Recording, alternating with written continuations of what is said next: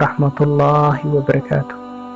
daawadayaal mowduuceennan maanta waxaanu kaga hadli doonaa u diyaargarowga bisha Ramadaan iyo sidoo kale fadaa'isha ama fadliyada ay leedahay bisha Ramadaan. walaalayaal, maadaama ay nahay ummad islaam ah, waxa la doonaya inaan u diyaargarowno bisha barakaysan ee Ramadaan. bishan oo ah bishuu Alle subxaanahu wa tacaala soo dejiyey kalaamkiisa, waxaa mahadle Ilaahay kaasoo inoogu nimceeyey cimrigeenna oo yar, inuu ina siiyey wakhti kaabaya cimrigeenna oo barakaysan sida bisha Ramadaan iyo wakhtiyada khayraadka ee sanad walba inoo jideeyey inaynu waajibaad qabsanno, iyadoo Alle subxaanahu wa tacaala khayraadkeena ku siyaadinayo. ramadaanta waxa uu Alle waajibiyey habeen isniin ah oo 2 habeen ka tageen bisha Shabcaan sanadkii 2 ee hijriga. maalmaha nagu soo foole ee Ramadaan waa maalmo farxad leh oo barako badan. waa maalmo uu Ilaahay noo fududeeyey subxaanahu wa tacaala khayraadka iyo ka faa'iidaysigiisa.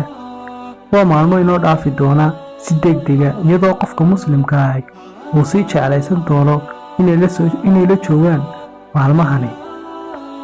maalin kasta oo ka mida maalmahani way dhawaaqdaa, waxaanay tidhaahdaa qofkii khayr doonaya uu bushaarayso, qofkii shar wadowna xishood oo ka gaabso xumaan. soonku walaalayaal waa gaashaan. gaashaanku waa shay ka samaysan xadiid oo la isaga dhigi jiray warmaha iyo seefaha wakhtiyadii lagu dagaalami jiray seefaha. soonku qofku waxay gaashaan uga tahay naarta, xumaanta iyo sidoo kale macaasida. nin amba asxaabi la odhan jiray Abi Umaama ayaa nebiga weydiiyey sallallahu calayhi wasallam, walaal nebiga ku salli, nebi allow iiga waran camal faa'iido badan oo leh oo Ilaahay igu jeclaanayo. nebigu wuxuu ku jawaabay sallallahu calayhi wasallam, ogow, soonku wax loo dhigaa ma jiro. daawadayaal, waxa ka mid ah fadliyada kale ay leedahay bisha Ramadaan, Ilaahay nagu gaarsiiyo nabadqab, caafimaad iyo cibaado suubane. albaab ka mid ah albaabada jannada oo la yiraahdo Ar-Rayaan kaliya waxa gala dadka sooma.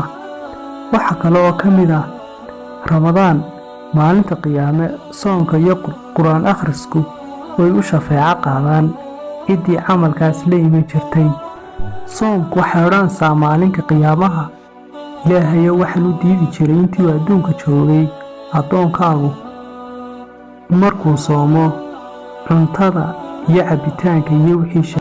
haddana waxa kale aan ku dari doonaa fadliyadeeda in qofka muuminka ah ee soo shafeeco qaadi doono soonka amba Ramadaantu.